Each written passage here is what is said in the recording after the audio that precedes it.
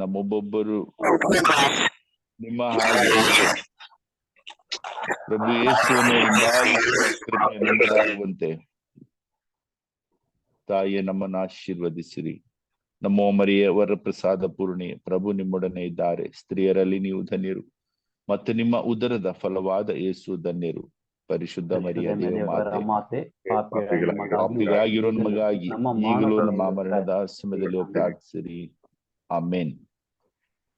Thank you ಪ್ರಿಯರೇ, ನನಗಾಗಿ ಪ್ರಾರ್ಥಿಸಿದ ನಿಮ್ಮೆಲ್ಲರಿಗೂ ವಂದಿಸುತ್ತಾ ಏಕ ದೇವನಿಗೆ ಸಾಷ್ಟಾಂಗ ಪ್ರಣಾಮಗಳು ಹಾಗೂ ಹೃದಯ ಪೂರ್ವಕ ವಂದನೆಗಳನ್ನ ಸಲ್ಲಿಸುತ್ತಾ ಈ ದಿನವನ್ನು ನಮಗೆ ನೀಡಿದಕ್ಕಾಗಿ ಅವರನ್ನು ಸ್ತುತಿಸುತ್ತಾ ಇಂದಿನ ಪಾಠದ ಕಡೆ ನಾವು ಗಮನ ವಹಿಸೋಣ. ನನಗೆ ಈಗ ನೀಡಲಾಗಿದೆ ಪ್ರಕಟಣಾ ಗ್ರಂಥ 9ರಿಂದ 13 ಅಧ್ಯಾಯಗಳು. ಬೇರೆ ಇದೆಲ್ಲ ನಾವು ಓದಿ ಆಗಿದೆ, ಇದರ ಬಗ್ಗೆ ನಾವು ಅಧ್ಯಯನ ಮಾಡಿದ್ದೀವಿ, ಚರ್ಚೆ ಮಾಡಿದ್ದೀವಿ.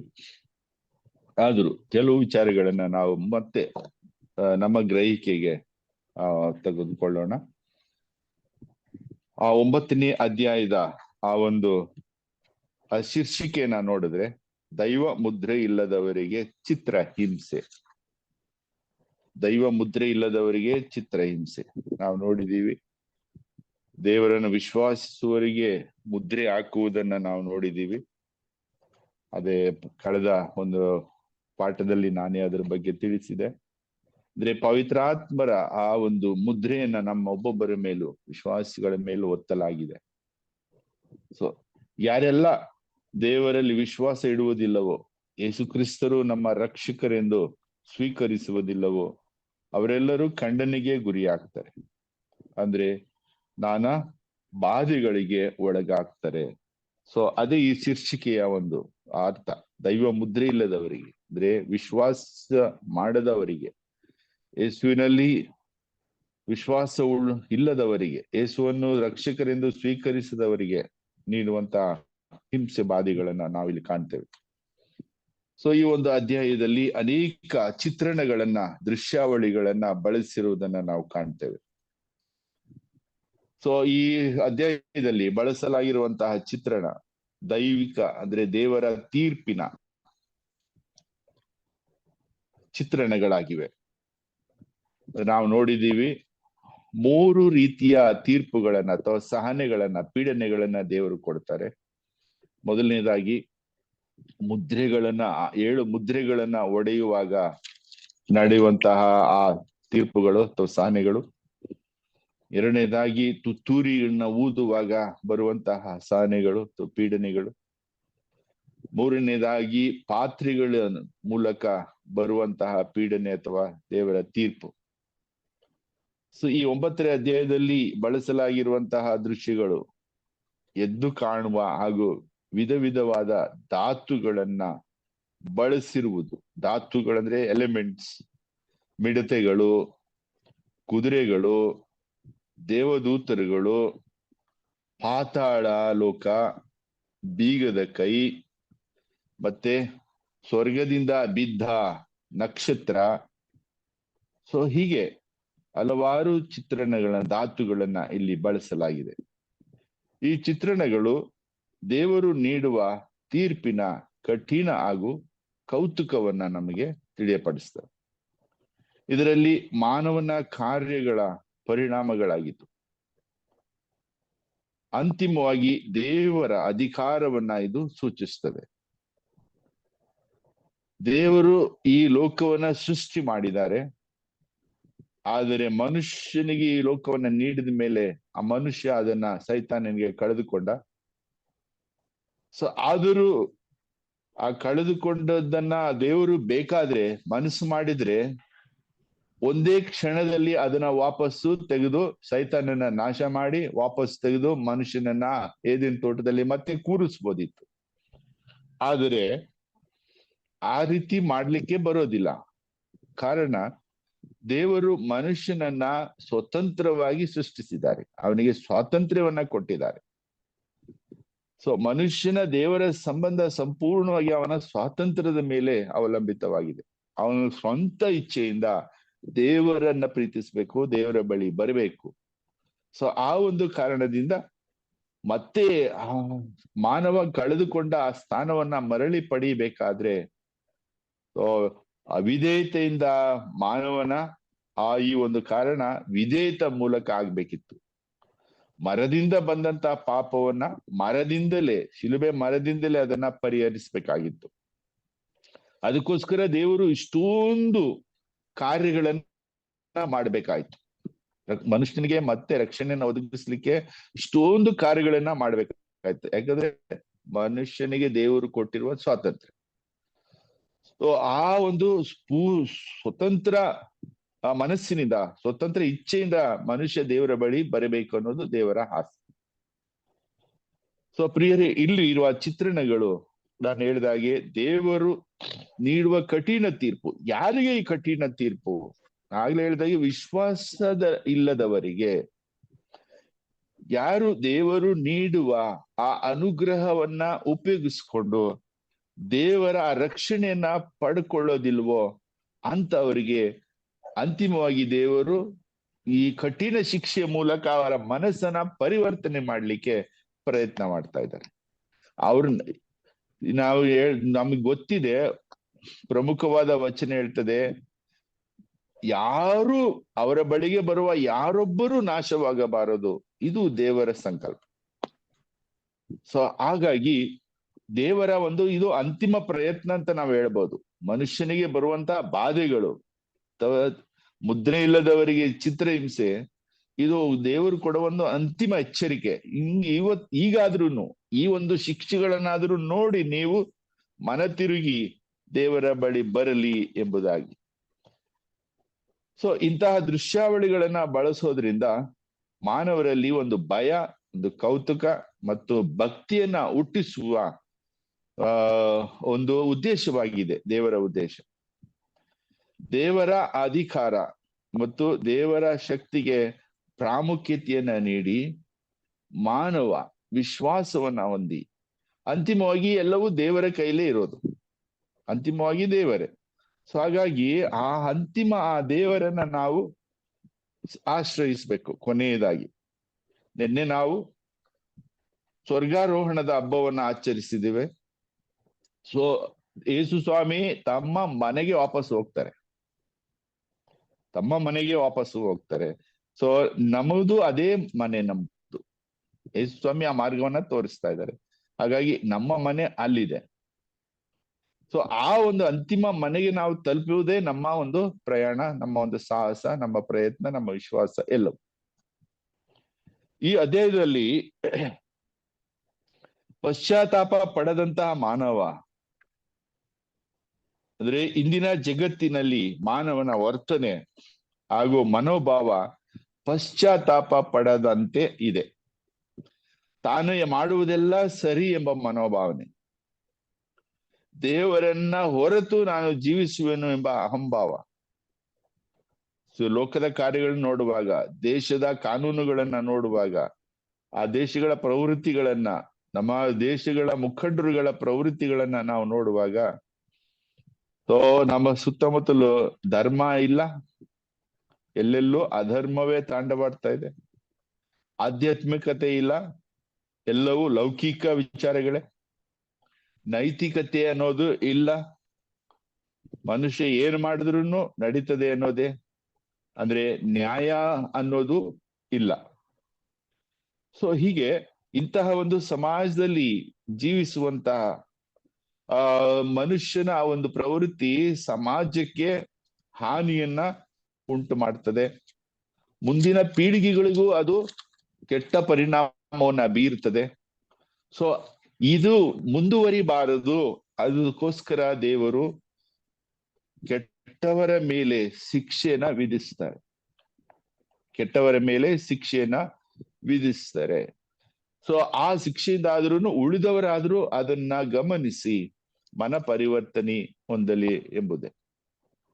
ಮತ್ತೆ ಈ ಅಧ್ಯಾಯದಲ್ಲಿ ಕಂಡು ಬರುವಂತಹ ಬಿದ್ದುವದ ನಕ್ಷತ್ರ ಹಾಗೂ ಪಾತಾಳದ ದೇವದೂತ, ಸೊ ಇವರನ್ನ ನಾವು ಗಮನಿಸುವಾಗ ಇಂದಿನ ಸಮಾಜದಲ್ಲಿ ಅಥವಾ ಇಂದಿನ ಪ್ರಪಂಚದಲ್ಲಿ ಇರುವಂತಹ ಅನೇಕ ಧಾರ್ಮಿಕ ಮುಖಂಡರುಗಳು ನಾವು ನೋಡಿದೀವಿ ಎಷ್ಟೋ ಜನ ಸ್ವಾಮೀಜಿಗಳು, ಬಾಬಾಗಳು, ಎಷ್ಟೋ ದೇವ ಮಾನವರು, ಸೆಲ್ಫ್ ಡಿಕ್ಲೇರ್ಡ್ ದೇವ ಮಾನವರೆಲ್ಲ ಬಂದು ಅವ್ರು ಏನ್ ಮಾಡಿದ್ರು, ತಮ್ಮದೇ ಆದ ಒಂದು ಸಿದ್ಧಾಂತವನ್ನ ಜನರ ಮುಂದೆ ಇಟ್ರು.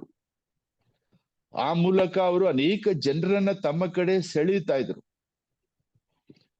ಸೊ ಈ ಸೆಳೆಕೊಂಡು ಏನ್ ಮಾಡ್ತಾ ಇದ್ರು, ತಾವು ತಪ್ಪು ಮಾರ್ಗವನ್ನ ಹಿಡಿದುದೇ ಅಲ್ಲದೆ ಈ ತಮ್ಮನ್ನು ಅನುಸರಿಸುವವರನ್ನ, ತಮ್ಮ ಅನುಯಾಯಿಗಳನ್ನು ಕೂಡ ಅವರು ಸತ್ಯದಿಂದ ದೂರ ಸೆಳೀತಾ ಇದ್ರು.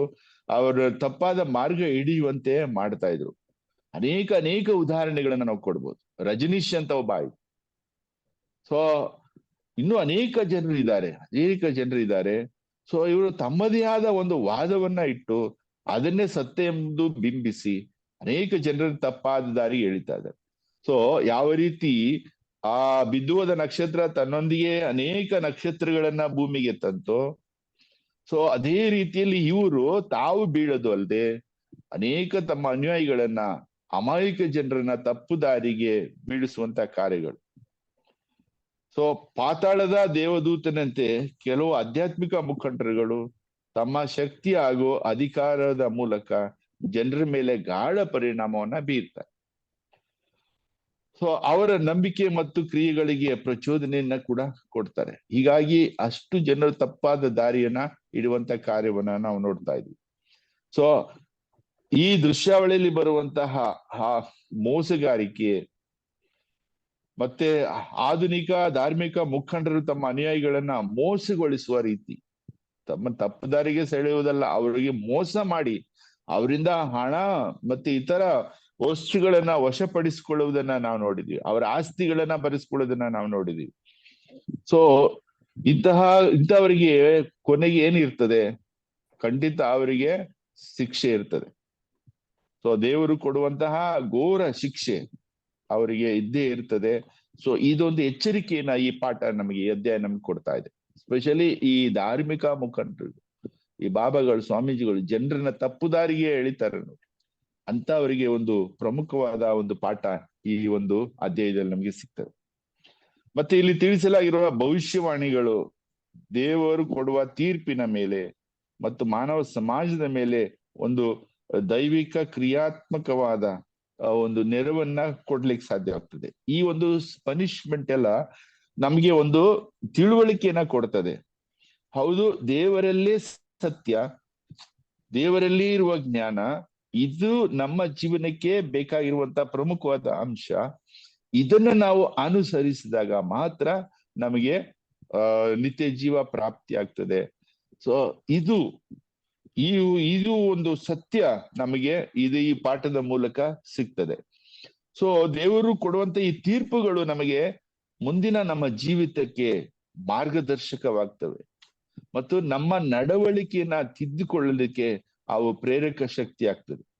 ಸೊ ಹಾಗಾಗಿ ಈ ಒಂದು ಅಧ್ಯಾಯದಲ್ಲಿ ಬರುವಂತಹ ದೇವರು ಕೊಡುವ ಆ ನ್ಯಾಯ, ದಂಡನೆ, ತೀರ್ಪು, ಸೊ ನಮ್ಮ ನಡವಳಿಕೆಯನ್ನು ತಿದ್ದಿ ನಮಗೆ ಒಳ್ಳೆಯ ಒಂದು ಆದರ್ಶವನ್ನ ನೀಡಿ ಯಾವುದನ್ನ ನಾವು ಆಯ್ಕೆ ಮಾಡ್ಕೋಬೇಕು, ಉತ್ತಮವಾದನ್ನೇ ಆಯ್ಕೆ ಮಾಡ್ಕೋಬೇಕು ಸೊ ಎಂಬುದನ್ನ ನಮಗೆ ತಿಳಿಸಿಕೊಡ್ಲಿಕ್ಕೆ ಇದು ಸಹಾಯ ಆಗ್ತದೆ.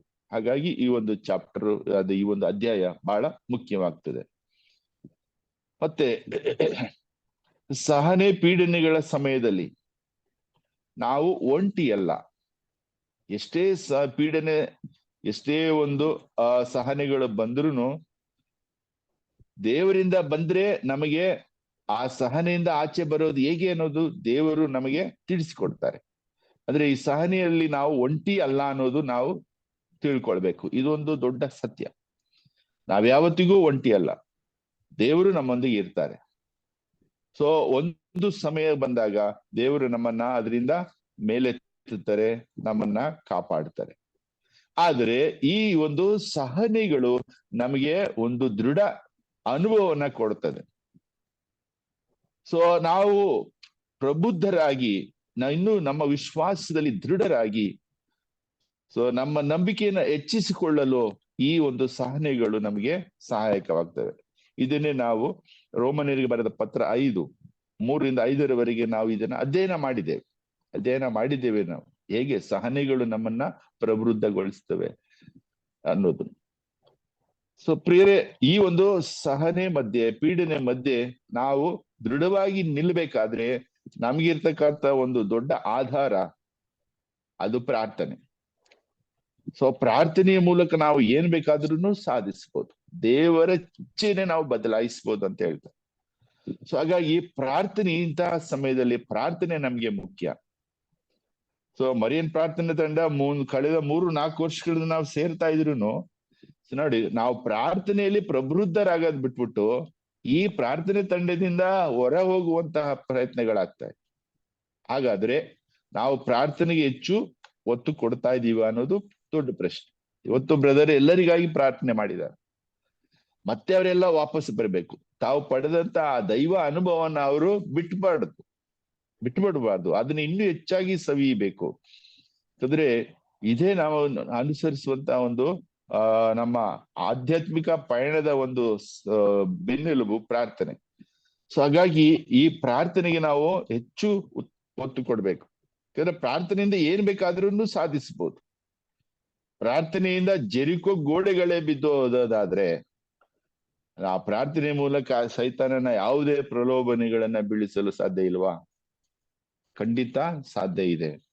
ಸೊ ಈ ಒಂದು ಪಾಠ ನಮಗೆ ಈ ಒಂದು ಅಧ್ಯಾಯದಲ್ಲಿ ನಮಗೆ ಕಂಡು ಬರ್ತದೆ, 9ನೇ ಅಧ್ಯಾಯ.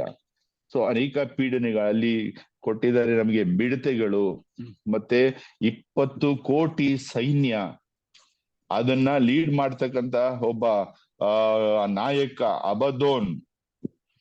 ಸೊ ಹೀಗೆ ಅವುಗಳ ಮೂಲಕ ನಮಗೆ ಪೀಡನೆಗಳು ಬರುವಂತ ಸಮಯವನ್ನ ಅಥವಾ ಅವಕಾಶವನ್ನ ಅಲ್ಲಿ ನಮಗೆ ತಿಳಿಸ್ತಾ ಇದ್ದಾರೆ ಈ ಒಂದು ಚಾಪ್ಟರ್. ನೆಕ್ಸ್ಟ್ ಹಾಗೆ ನಾವು 10ನೇ ಒಂದು ಅಧ್ಯಾಯಕ್ಕೆ ಬಂದ್ರೆ, 10ನೇ ಅಧ್ಯಾಯದಲ್ಲಿ ನಮಗೆ ಆ ಶೀರ್ಷಿಕೆ ಏನ್ ಹೇಳ್ತದೆ? ಸುರುಳಿಯ ಸಿಹಿ ಕಹಿ. ಈಗಾಗಲೇ ನಾವು ಸುರುಳಿಯ ಬಗ್ಗೆ 5ನೇ ಅಧ್ಯಾಯದಲ್ಲಿ ನಾವು ತಿಳ್ಕೊಂಡಿದ್ದೇವೆ, ಒಂದು ಮಹಾ ಸುರುಳಿ. ಆದ್ರೆ ಇಲ್ಲಿಯೂ ಇನ್ನೊಂದು ಸುರುಳಿಯ ಬಗ್ಗೆ ಹೇಳ್ತಾ ಇದ್ದಾರೆ, ಒಂದು ಚಿಕ್ಕ ಸುರುಳಿ, ಇನ್ನೊಂದು ಚಿಕ್ಕ ಪುಸ್ತಕದ ಬಗ್ಗೆ. ಸೊ ಇಲ್ಲಿ ಮೊದಲು ಕಾಣುವ ದೃಶ್ಯ, ಒಂದು ಬಲಿಷ್ಠನಾದ ದೇವದೂತ ಸ್ವರ್ಗದಿಂದ ಇಳಿದು ಬರ್ತಾನೆ, ಮೇಘಾಂಬರನಾಗಿರ್ತಾನೆ, ಮತ್ತೆ ತಲೆಯ ಮೇಲೆ ಕಾಮನ ಬಿಲ್ಲು ಇರ್ತದೆ. ಸೊ ಮುಖ ಸೂರ್ಯನಂತೆ ಹೊಳೆಯುತ್ತದೆ, ಕಾಲುಗಳು ಅಗ್ನಿಸ್ತಂಭಗಳಂತೆ ಇರ್ತದೆ. ಅಂದ್ರೆ ಇದನ್ನ ನೋಡುವಾಗ ಅನೇಕರು ಈ ಒಂದು ದೇವದೂತನನ್ನ ಏಸು ಕ್ರಿಸ್ತರೇ ಎಂಬುದಾಗಿ ಅರ್ಥೈಸಲು ಪ್ರಯತ್ನಿಸ್ತಾರೆ. ಪ್ರಭು ಯೇಸುವೆ ಇವರನ್ನ ಈ ರೀತಿ ವರ್ಣಿಸಿದ್ದಾರೆ ಎಂಬುದಾಗಿ. ಆದರೆ ಈ ಕೃತಿಯಲ್ಲಿ, ಪ್ರಕಟಣಾ ಗ್ರಂಥದಲ್ಲಿ ಪ್ರಭು ಯೇಸುವನ್ನು ದೇವದೂತನೆಂದು ಎಲ್ಲಿಯೂ ಉಲ್ಲೇಖಿಸಿಲ್ಲ, ಅದನ್ನ ಎಲ್ಲೂ ಕಾಣ್ತಾ ಇಲ್ಲ. ಸೊ ಹಾಗಾಗಿ ಈ ಬಲಿಷ್ಠ ದೇವದೂತನನ್ನ ಪ್ರಭು ಯೇಸು ಎಂದು ಅರ್ಥೈಸಿಕೊಳ್ಳೋದು ಬಹುಶಃ ಸರಿಯಲ್ಲ, ತಪ್ಪಾದ ಕಾರ್ಯ ಅಂತ ನನ್ನ ಅನಿಸಿಕೆ. ಬಹುಶಃ ಇದು ಮಿಕಾಯಲ್ ದೇವದೂತರು ಇರಬಹುದು, ಅಥವಾ ಬೇರೆ ದೇವದೂತರುಗಳು ಇರಬಹುದು. ಸೊ ಅವರ ಕೈಯಲ್ಲಿ ತೆರೆದಿದ್ದ ಚಿಕ್ಕ ಸುರುಳಿ ಇರ್ತದೆ. ಸೊ ಅದನ್ನ ಏನ್ ಮಾಡ್ತಾರೆ? ಯೋಹಾನನಿಗೆ ಕೊಡ್ಲಿಕ್ಕೆ ಬರ್ತಾರೆ. ಸೊ ಈ ಸಮಯದಲ್ಲಿ ದೇವದೂತರಿಂದ ಒಂದು ಸಿಂಹ ಗರ್ಜನೆ ಬರ್ತದೆ. ಅವನು ಗಟ್ಟಿಯಾದ ಸ್ವರದಿಂದ ಕೂಗಿದನು, ಅದು ಸಿಂಹದ ಗರ್ಜನೆ ಅಂತಿತ್ತು. ಆ ಗರ್ಜನೆ ಹೇಗಿತ್ತು ಅಂತ ಹೇಳಿದ್ರೆ, ಅದು 7 ಗುಡುಗುಗಳ ರೀತಿ ಒಂದರ ನಂತರ ಒಂದು ಮಾರ್ಧನಿಸ್ತಾ ಇತ್ತು, ಅಂದ್ರೆ ಪ್ರತಿಧ್ವನಿಸ್ತಾ ಇತ್ತು. ಸೊ ಅಲ್ಲಿ ಕೆಲವು ವಿಚಾರಗಳಿತ್ತು, ಆ ಗುಡುಗಿನಲ್ಲಿ, ಆ ಶಬ್ದದಲ್ಲಿ ಕೆಲವು ವಿಚಾರಗಳಿತ್ತು. ಆದರೆ ಆ ವಿಚಾರಗಳನ್ನ ಬರೆಯಕೂಡದು. ಯೋಹಾನರು ಅದನ್ನ ಬರಿಬೇಕು ಅಂತ ಇರ್ತಾರೆ, ಆದ್ರೆ ಸ್ವರ್ಗದಿಂದ ಬಂದಂತ ಧ್ವನಿ, ಆ 7 ಗುಡುಗುಗಳು ನುಡಿದನ್ನ ರಹಸ್ಯವಾಗಿ ಇಡು, ಬರೀಬಾರದು. ಅಂದ್ರೆ ದೇವರಲ್ಲಿ ಎಷ್ಟೋ ರಹಸ್ಯಗಳಿದೆ. ಆ ರಹಸ್ಯಗಳನ್ನೆಲ್ಲ ದೇವರು ಮನುಷ್ಯನಿಗೆ ತಿಳಿಸ್ಬೇಕು ಅನ್ನಂತ ಇಲ್ಲ. ದೇವರು ಸರ್ವಶಕ್ತರು. ದೇವರು ಮನುಷ್ಯನನ್ನ ನಾವು ಯಾವತ್ತಿಗೂ ಹೋಲಿಕೆ ಮಾಡಲು ಸಾಧ್ಯವೇ ಇಲ್ಲ. ಹಾಗಾಗಿ ದೇವರ ರಹಸ್ಯಗಳನ್ನ ನಾವು ಅರಿಯಲು ಸಾಧ್ಯವೇ ಇಲ್ಲ. ಹಾಗಾಗಿ ಎಷ್ಟೋ ರಹಸ್ಯಗಳಿದೆ ವಿಶ್ವಾಸದಲ್ಲಿ. ಆ ರಹಸ್ಯಗಳು ದೇವರಿಗೆ ಬಿಟ್ಬಿಡ್ಬೇಕು. ದೇವರಿಗೆ ಅದು ಸರಿ ಕಾಣುವಾಗ ಅಥವಾ ಕಾಲ ಪರಿಪಕ್ವವಾದ ಮನುಷ್ಯನಿಗೆ ಹೇಳ್ಬೇಕು ಅನ್ನೋದಾದ್ರೆ ಅವರು ತಿಳಿಸ್ಕೊಡ್ತಾರೆ. ಸೊ ಹಾಗಾಗಿ ಈ ಪೌಲರಿಗೆ ಒಂದು ನಿರ್ದೇಶನ ಬರ್ತದೆ, ಇದನ್ನ ರಹಸ್ಯವಾಗಿ ಇಡುವಂತೆ. ಸೊ ಮನುಷ್ಯರ ರಕ್ಷಣೆಗೆ ಅವಶ್ಯಕವಾಗಿರುವ ಎಲ್ಲ ವಿಷಯಗಳನ್ನ ಪ್ರಭು ಯೇಸು ಪ್ರಸ್ತಾಪಿಸಿದ್ದಾರೆ. ಇದನ್ನ ನಾವು 4 ಶುಭ ಸಂದೇಶಗಳಲ್ಲಿ ನಾವು ಇದನ್ನ ತಿಳ್ಕೊಂಡಿದ್ದೀವಿ. ತಮ್ಮ ಪ್ರಾಣವನ್ನು ಮತ್ತು ಆತ್ಮವನ್ನು ಕಾಪಾಡಿಕೊಳ್ಳಲು ಮನುಷ್ಯನು ಶುಭ ಸಂದೇಶದಲ್ಲಿ ಅಂದ್ರೆ ಪ್ರಭು ಯೇಸು ತಿಳಿಸಿರುವ ಎಲ್ಲ ವಿಷಯಗಳನ್ನ ಜಾಗರೂಕತೆಯಿಂದ ನಾವು ಅಳವಡಿಸಿಕೊಂಡ್ರೆ ನಾವು ಖಂಡಿತವಾಗಿಯೂ ಪ್ರಭು ಯೇಸುವಿನ ದಾರಿಯಲ್ಲಿ ನಡೀತೀವಿ. ಮತ್ತೆ ಸೈತಾನನ ಶೋಧನೆಗೆ ನಾವು ಬಿದ್ದು ಹೋಗೋದಾಗೆ ನಮ್ಮನ್ನೇ ನಾವು ಕಾಪಾಡ್ಕೊಳ್ತೀವಿ. ಮತ್ತೆ ಈ ಒಂದು ದೇವದೂತರು ನಿಂತಿರುವ ಭಂಗಿಯನ್ನು ನೋಡಿದಾಗ ಅವರಿಗೆ ಅಪಾರವಾದ ಶಕ್ತಿ ಇತ್ತು ಅಂತ ಅನಿಸ್ತದೆ. ಒಂದು ಕಾಲು ಸಮುದ್ರದ ಮೇಲೆ ಇತ್ತು, ಇನ್ನೊಂದು ಕಾಲು ಭೂಮಿ ಮೇಲೆ ಇತ್ತು. ಅಂದ್ರೆ ಎಷ್ಟೊಂದು ಗಾತ್ರದ ವ್ಯಕ್ತಿ ಆಗಿದ್ದಿರ್ಬೋದು. ಸೊ ಆ ವ್ಯಕ್ತಿ ಅನ್ನೋದನ್ನ ಅಲ್ಲಿ ತಿಳಿಸ್ತಾರೆ. ಸೊ ಅಂದ್ರೆ ದೇವರಿಗೆ ಈ ಎಲ್ಲದರ ಮೇಲೆ, ಎಲ್ಲಾ ಸೃಷ್ಟಿಯ ಮೇಲೆ ದೇವರಿಗೆ ಒಂದು ನಿಯಂತ್ರಣ ಇದೆ. ಎಲ್ಲವೂ ದೇವರ ಕಂಟ್ರೋಲ್ ಅಲ್ಲಿ ಇದೆ ಅನ್ನೋದು ಇದರಿಂದ ನಮ್ಗೆ ವ್ಯಕ್ತವಾಗ್ತದೆ. ಸೊ ಸೃಷ್ಟಿಯ ಉಗಮದಿಂದ ಮಾನವ ದೇವರ ಸಹನೆಯನ್ನು ದೇವರ ಒಂದು ದೌರ್ಬಲ್ಯ ಎಂದು ಭಾವಿಸಿದ್ದ. ಆದ್ರೆ ಇದು ಸತ್ಯ ಅಲ್ಲ. ಈಗಲೂ ಕೂಡ ದೇವರು ತಾಳ್ಮೆ ವಹಿಸುತ್ತಾ ಇದ್ದಾರೆ. ಯಾಕಂದ್ರೆ ಈಗಲೇ ಲೋಕ ಅಂತ್ಯ ಆಗ್ಬೋದಿತ್ತು, ಆದ್ರೆ ಇನ್ನೂ ಅನೇಕರು ವಿಶ್ವಾಸಕ್ಕೆ ಬರ್ಲಿ ಅಂತೇಳಿ ದೇವರು ತಾಳ್ಮೆಯನ್ನ ಹೊಂದುತ್ತಾ ಇದ್ದಾರೆ. ಇದು ದೇವರ ಒಂದು ದೌರ್ಬಲ್ಯ ಅಲ್ಲ. ತಮ್ಮ ಸಹಿಷ್ಣುತೆಯನ್ನು ಕುರಿತಾಗಿ ನಮಗೆ ಅರ್ಥೈಸುವ ಅವಶ್ಯಕತೆ ದೇವರಿಗೆ ಇಲ್ಲ. ಮತ್ತು ಕಾಲದ ಅಧೀನದಲ್ಲಿರುವ ಮನುಷ್ಯನಿಗೆ ದೇವರ ತಾಳ್ಮೆಯನ್ನ ಅರ್ಥ ಮಾಡಿಕೊಳ್ಳಲು ಕೂಡ ಸಾಧ್ಯವಿಲ್ಲ. ಓಕೆ, ಸೊ ದೇವರು ತಮ್ಮ ವಾಗ್ದಾನಗಳನ್ನ ನೆರವೇರಿಸುವಲ್ಲಿ ವಿಳಂಬ ಮಾಡುವವರಲ್ಲ. ಆದರೆ ನಮ್ಮ ವಿಷಯದಲ್ಲಿ ದೇವರು ದೀರ್ಘ ಶಾಂತಿ ಸಹನೆ ಉಳ್ಳವರಾಗಿದ್ದಾರೆ. ಯಾಕಂದ್ರೆ ಆಗ್ಲೇ ಹೇಳಿದಾಗೆ ಯಾರೊಬ್ಬರು ನಾಶವಾಗಬಾರದು, ಇದು ದೇವರ ಸಂಕಲ್ಪ. ಎಲ್ಲರಿಗೂ ಇನ್ನೂ ಒಂದು ಅವಕಾಶ ಕೊಡ್ತಾ ಇದ್ದಾರೆ. ಪಶ್ಚಾತ್ತಾಪ ಪಟ್ಟು ತಮ್ಮ ಕಡೆಗೆ ತಿರುಕೊಳ್ಳಿ ಅನ್ನೋದು ದೇವರ ಒಂದು ಅಪೇಕ್ಷೆ. ಸೊ ಬಹುಶಃ ಅದಕ್ಕೆ ಹೇಳ್ತಾರೆ, ಸಾಯುವ ಸಮಯದಲ್ಲೂ ಕೂಡ ದೇವರು ಒಂದು ಅವಕಾಶ ಕೊಡ್ತಾರಂತೆ ಮನುಷ್ಯನಿಗೆ. ಆ ಗಳಿಗೆಯಲ್ಲಾದ್ರೂ ಅವನು ಮನ ಪರಿವರ್ತನೆ ಹೊಂದಿ ತಮ್ಮ ಬಳಿಗೆ ಬರಲಿ ಅಂತ. ಸೊ ಪ್ರಿಯರೇ, ಈ ಒಂದು ಅಧ್ಯಾಯದಲ್ಲಿ ನಾವು ಈ ಒಂದು ಅರ್ಥವನ್ನ ನಾವು ಕಾಣ್ತೇವೆ. ಮತ್ತೆ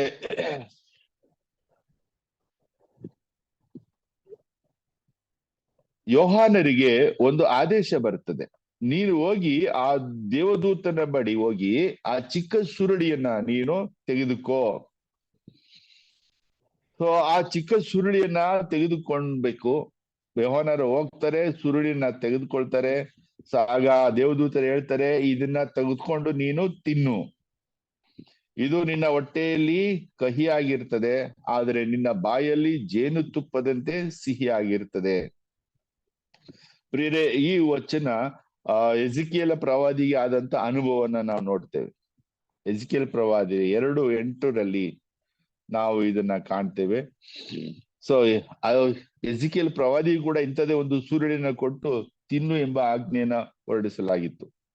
ಸೊ ಇಲ್ಲಿ ಭುಜಿಸುವುದು ಅಂದ್ರೆ ಜ್ಞಾನವನ್ನ ಪಡೆಯುವುದು ಎಂದು ಸಂಕೇತ, ಜ್ಞಾನವನ್ನ ಪಡೆಯುವ ಸಂಕೇತ. ಚಿಕ್ಕ ಸುರುಳಿಯು ದೇವರು ವಿಶ್ವಾಸಿಗಳಿಗೆ ದಯಪಾಲಿಸಿರುವ ಒಂದು ಆಶ್ವಾಸನೆ ಆಗಿರ್ಬೋದು. ಸೊ ಕೀರ್ತನೆ 19:10 ನಾವು ಇದನ್ನ ಕಾಣ್ತೇವೆ. ಮತ್ತೆ ಈ ಚಿಕ್ಕ ಸುರುಳಿಯಲ್ಲಿ ಅವಿಶ್ವಾಸಿಗಳಿಗೆ ದಂಡನೆಯನ್ನು ಕೂಡ ಅಲ್ಲಿ ಉಲ್ಲೇಖ ಮಾಡಿರ್ಬೋದು. ಹಾಗಾಗಿ ಅದು ಬಾಯಲ್ಲಿ ಸಿಹಿಯಾಗಿರ್ತದೆ, ಹೊಟ್ಟೆಯಲ್ಲಿ ಹುಳಿಯಾಗಿರ್ತದೆ. ಸಿಹಿ ಅನ್ನೋದು ದೇವರು ವಿಶ್ವಾಸಿಗಳಿಗೆ ಕೊಡುವಂತ ಒಂದು ಆಶ್ವಾಸನೆ ಅಥವಾ ಅನುಗ್ರಹ. ಕಹಿ ಅನ್ನೋದು ಅಥವಾ ಹುಳಿ ಅನ್ನೋದು ಅವಿಶ್ವಾಸಿಗಳಿಗೆ ಕೊಡುವ ದಂಡನೆಯೇ ಆಗಿರ್ಬೋದು. ಸೊ ಅಂತೆಯೇ ಯೋಹಾನರು ಆ ಒಂದು ಸುರುಳಿಯನ್ನ ತೆಗೆದುಕೊಂಡು ತಿಂತಾರೆ. ಅಲ್ಲಿ ಎಜಿಕೇಲ್ ಪ್ರವಾದಿಗೆ ಸುರುಳಿಯನ್ನ ಕೊಡ್ತಾರೆ, ಅಂದ್ರೆ ದೈವ ಜ್ಞಾನವನ್ನ ಕೊಡ್ತಾರೆ. ಯಾಕಂದ್ರೆ ಅವನು ಇಸ್ರಾಯೇಲರ ಬಳಿ ಹೋಗಿ ದೇವರ ಸಂದೇಶವನ್ನ ತಿಳಿಸ್ಬೇಕು. ಸೊ ಅದೇ ತರ ಇಲ್ಲೂ ಕೂಡ ಯೋಹಾನರು ಅವ್ರಿಗೂ ಕೂಡ ಒಂದು ಸಂದೇಶ ಇದೆ. ನೀನು ಇನ್ನೂ ಅನೇಕ ಜನರ, ಜನಾಂಗಗಳ, ಭಾಷೆಗಳನ್ನಾಡುವವರ ಹಾಗೂ ಅರಸರಾದವರ ವಿರುದ್ಧ ಪ್ರವಾದನೆಯನ್ನ ಸಾರಬೇಕು. ಸೊ ಅದಕ್ಕೋಸ್ಕರ ಈ ಜ್ಞಾನ ಎಂಬ ಸುರುಳಿಯನ್ನ ನೀನ್ ತಿನ್ನಬೇಕು. ಸೊ ಪ್ರಿಯರೇ, ಇಲ್ಲಿ ಯೋಹಾನರಿಗೆ ಬಹುಶಃ ಈ ಒಂದು ಎಲ್ಲ ತಾವು ನೋಡುವಂತ ಎಲ್ಲ ಘಟನೆಗಳು, ದೃಶ್ಯಾವಳಿಗಳು, ಇದನ್ನ ಇತರರಿಗೂ ಸಾರಬೇಕು ಎಂಬ ಒಂದು ಆಜ್ಞೆ ಅವರಿಗೆ ಇರಬಹುದು. ಅದಕ್ಕೋಸ್ಕರ ಅವರು ಈ ಒಂದು ಗ್ರಂಥವನ್ನ ರಚಿಸಿ ಇಟ್ಟಿದ್ದಾರೆ. ಸೊ ಹಳೆ ಒಡಂಬಡಿಕೆಯಲ್ಲಿ ದೇವರ ಫೋಕಸ್ ಎಲ್ಲ ಇಸ್ರಾಯೇಲರ ಮೇಲೆ ಇತ್ತು. ಇಸ್ರಾಯೇಲರನ್ನ ಒಂದು ಜನಾಂಗವಾಗಿ ರೂಪಿಸಿ ಅವರ ಮೂಲಕ ರಕ್ಷಕನನ್ನ ತರುವುದು. ಆದ್ರೆ ಹೊಸ ಒಡಂಬಡಿಕೆಯಲ್ಲಿ ಸಕಲ ಮಾನವರ ಮೇಲೆ ದೇವರ ಫೋಕಸ್ ಇದೆ. ಎಲ್ಲ ತಾವು ಸೃಷ್ಟಿಸಿದ ಪ್ರತಿಯೊಬ್ಬ ಮಾನವರ ಮೇಲೆ ಅವರಿಗೆ ಚಿಂತನೆ ಇದೆ. ಅದಕ್ಕೋಸ್ಕರನೇ ಪ್ರಭು ಯೇಸು ಎಲ್ಲ ಮಾನವರ ಪರಿಹಾರಕ್ಕಾಗಿ ತಮ್ಮ ಪ್ರಾಣವನ್ನೇ ತೆತ್ತರು. ಸೊ ಇಲ್ಲಿ ಇಸ್ರಾಯೇಲ್ ಜನಾಂಗ ಮಾತ್ರ ಅಲ್ಲ, ಎಲ್ಲ ಜನರ, ಅನೇಕ ಜನರ, ಜನಾಂಗಗಳ, ಬೇರೆ ಬೇರೆ ಭಾಷೆಗಳನ್ನ ಆಡುವವರ, ಬೇರೆ ಬೇರೆ ದೇಶಗಳಲ್ಲಿ ವಾಸ ಮಾಡುವವರ ಎಲ್ಲರಿಗೂ ಶುಭ ಸಂದೇಶವನ್ನ ಸಾರುವಂತ ಒಂದು ಅವಕಾಶ ಇಲ್ಲಿ ದೇವರು ಕೊಡ್ತಾ ಇದ್ದಾರೆ. Price the lord. ನೆಕ್ಸ್ಟ್ ನಾವು 11ನೇ ಅಧ್ಯಾಯಕ್ಕೆ ಹೋಗೋಣ. 11ನೇ ಅಧ್ಯಾಯದಲ್ಲಿ ಸಾಕ್ಷಿಗಳ ಸಾವು, ಭೂನಿವಾಸಿಗಳ ನೋವು.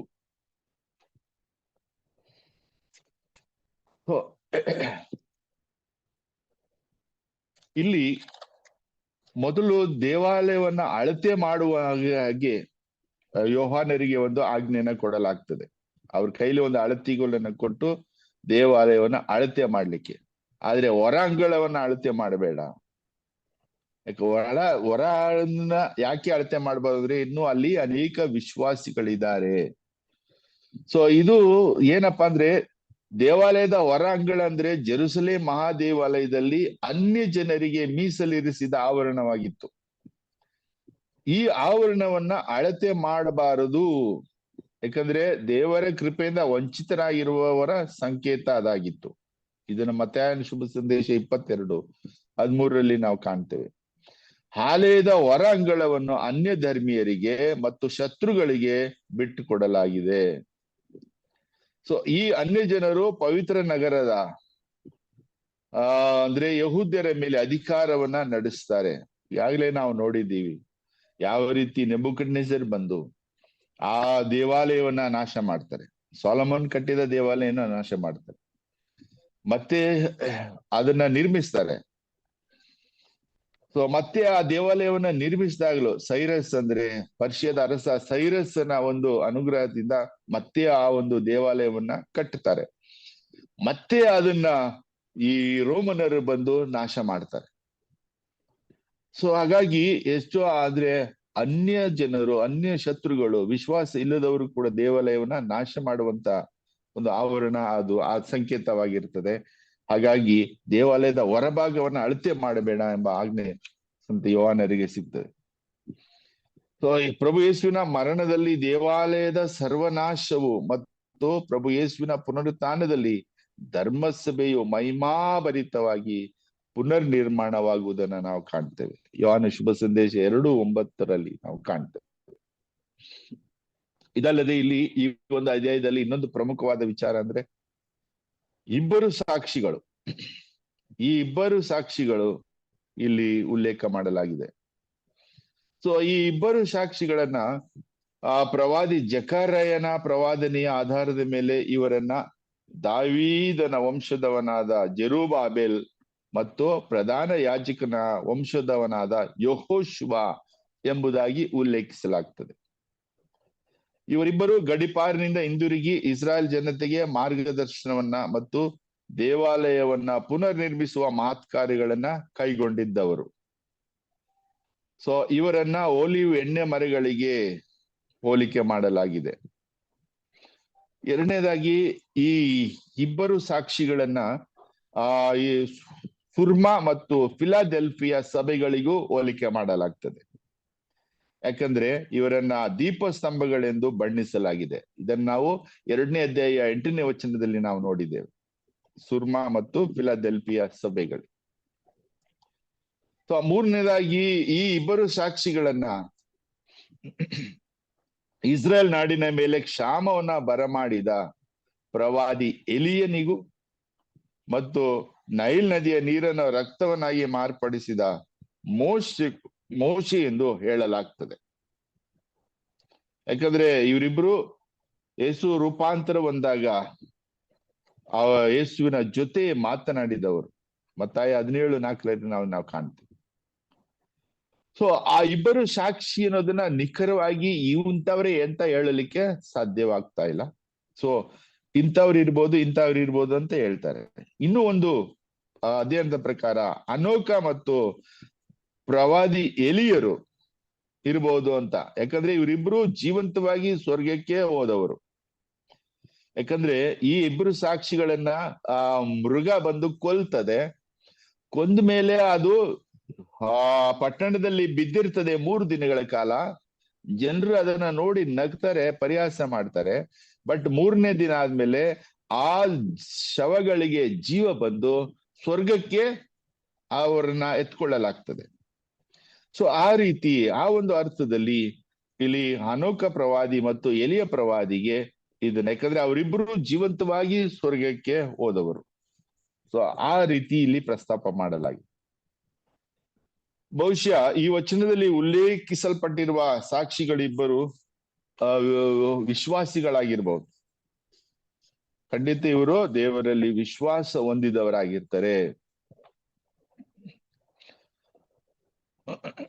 ಮತ್ತೆ ಈ ಇಬ್ಬರು ಸಾಕ್ಷಿಗಳ ಕಾರ್ಯಗಳೇನು ಅನ್ನೋದನ್ನ ಇಲ್ಲಿ ತಿಳಿಸಲಾಗ್ತದೆ. ಸೊ ಇವರು 30 ದಿನಗಳ ಗುಂಪಿನಲ್ಲಿ ಅಂದ್ರೆ 1260 ದಿನಗಳ ಕಾಲ ಪ್ರವಾದನೆ ಮಾಡ್ತಾರೆ. ಅಂದ್ರೆ 42 ತಿಂಗಳುಗಳ ಕಾಲ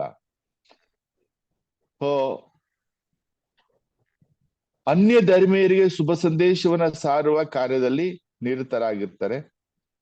ಇವರು ಸಾಕ್ಷಿಗಳು ಸುವಾರ್ಥ ಕಾರ್ಯದಲ್ಲಿ ನಿರತರಾಗಿರುವಾಗ ವಿಶ್ವಾಸಿಗಳು ಸಂಕಷ್ಟಗಳಿಗೆ ಈಡಾಗಿರುವುದು ಮತ್ತು ಪ್ರವಾದಿ ದಾನಿಯೇಲನು ಪಡೆದ ದಿವ್ಯ ದರ್ಶನ ಚಿತ್ರಣವನ್ನ ಪ್ರೇಷಿತ ಯೋಹಾನರು ಇಲ್ಲಿ ಬಳಸ್ಕೊಂಡಿದ್ದಾರೆ. ದಾನಿಯೇಲ 7:25 ಮತ್ತೆ ಕೊನೆಯ ಅಧ್ಯಾಯ 12:7 ನಾವು ಇದನ್ನ ಕಾಣ್ತೇವೆ.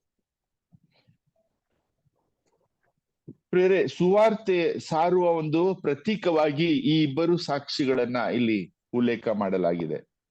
ಸುವಾರ್ತೆ ಸಾರುವುದು ಬಹಳ ಮುಖ್ಯವಾದ ಒಂದು ಕಾರ್ಯ. ಪ್ರಭು ಯೇಸು ಅದಕ್ಕೋಸ್ಕರನೇ ಪುನರುತ್ಥಾನರಾದ ಮೇಲೆ 40 ದಿನಗಳ ಕಾಲ ತಮ್ಮ ಶಿಷ್ಯರನ್ನ ಅವರು ಒಟ್ಟುಗೂಡಿಸಿ ಅವರಿಗೆ ಹೇಗೆ ಶುಭ ಸಂದೇಶವನ್ನ ಸಾರಬೇಕು ಎಂಬ ಎಲ್ಲ ವಿಚಾರಗಳನ್ನ ಅವರಿಗೆ ತಿಳಿಸ್ಕೊಟ್ಟಿದ್ರು.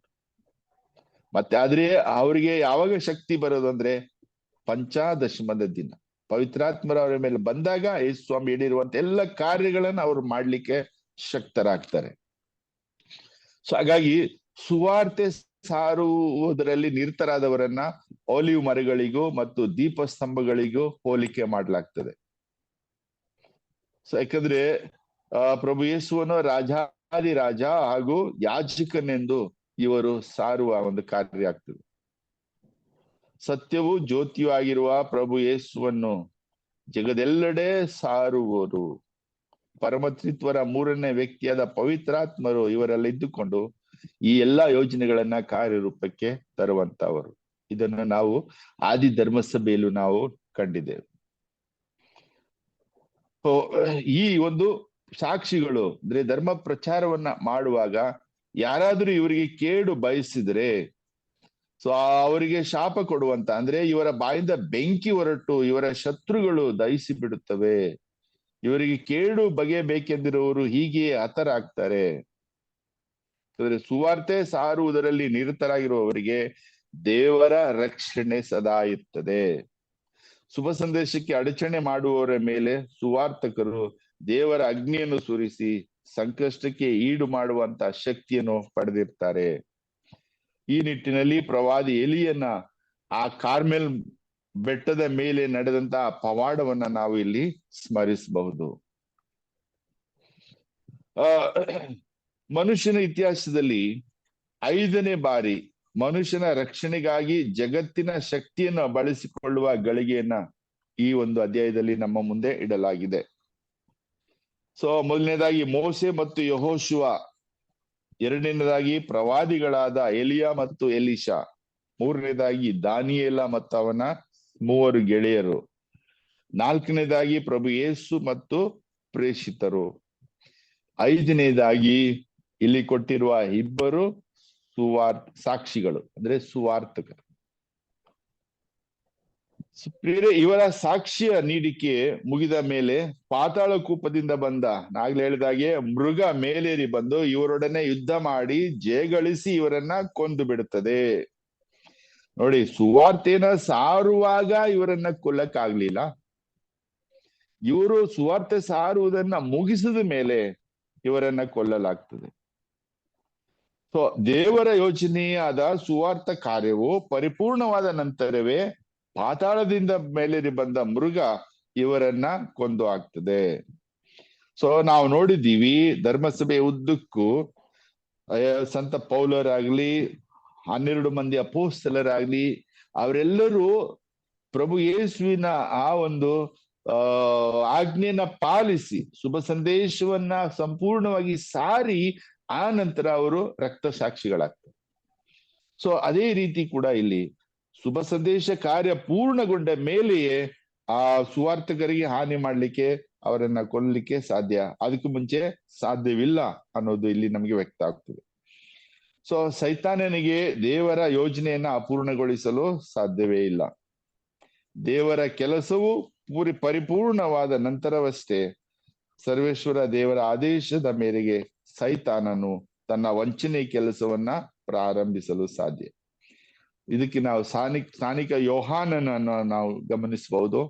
ಸಂತ ಸ್ನಾನಿಕ ಯೋಹಾನರು ರಕ್ಷಕನ ಆಗಮನವನ್ನ ತಿಳಿಸಿ ಅವರ ಮಾರ್ಗವನ್ನ ಸಿದ್ಧಪಡಿಸಿ ಯೇಸು ಕ್ರಿಸ್ತರು ಪ್ರವರ್ಧಮಾನಕ್ಕೆ ಬರುವಂತಹ ಸಮಯದಲ್ಲಿ ಅವರು ಶಿರಚ್ಛೇದನಗೊಳ್ತಾರೆ.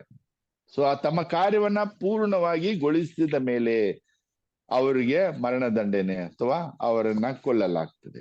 ಸೊ ಹೀಗೆ ಈ ಸಾಕ್ಷಿಗಳು ಆತರಾಗ್ತಾರೆ. ಆದರೂ ದೇವರು ಇವರನ್ನ ಏನ್ ಮಾಡ್ತಾರೆ, ಅವರನ್ನ ಸ್ವರ್ಗಕ್ಕೆ ಆಹ್ವಾನಿಸ್ತಾರೆ.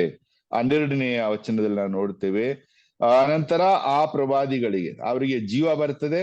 ಜೀವ ಬಂದ ಮೇಲೆ ಆ ಪ್ರವಾದಿಗಳಿಗೆ ಮೇಲೇರಿ ಬನ್ನಿ ಎಂದು ಸ್ವರ್ಗದಿಂದ ಒಂದು ಮಹಾವಾಣಿ ತಿಳಿಸಿತು. ಶತ್ರುಗಳು ಅವರನ್ನ ನೋಡುತ್ತಿದ್ದಂತೆ ಅವರು ಮೇಘರೂಢರಾಗಿ ಸ್ವರ್ಗಕ್ಕೇರಿದರು. ಸೊ ಪ್ರತಿಯೊಬ್ಬ ಸುವಾರ್ತಕನ ಅಥವಾ ಪ್ರತಿಯೊಬ್ಬ ದೇವ ಸೇವಕರ ಅಥವಾ ಪ್ರತಿಯೊಬ್ಬ ಗುರುಗಳ ಈ ಒಂದು ಅಂತಿಮ ಈ ಸಮಯ. ಅದಕ್ಕೆ ಸಂತ ಪೌಲರು, ನನ್ನ ಓಟವನ್ನು ನಾನು ಮುಗಿಸಿದ್ದೇನೆ, ನನ್ನ ಹೋರಾಟವನ್ನ ಮುಗಿಸಿದ್ದೇನೆ, ಸೊ ನನಗೆ ಸಂದಾಯವಾಗುವ ಜಯಮಾಲೆಕ್ಕಾಗಿ ನಾನು ಕಾಯ್ತಾ ಇದ್ದೇನೆ ಅಂತ ಹೇಳುವಾಗೆ, ಸೊ ಪ್ರತಿಯೊಬ್ಬ ಸುವಾರ್ತಕರು ಪ್ರಾಮಾಣಿಕವಾಗಿ ಸುವಾರ್ತೆಯನ್ನ ಸಾರಿದೆಲ್ಲರಿಗೂ ಸೊ ಸ್ವರ್ಗ ಪ್ರಾಪ್ತಿ ಆಗೋದು ಅನ್ನೋದು ಇಲ್ಲಿ ನಮ್ಗೆ ಗೊತ್ತಾಗ್ತದೆ.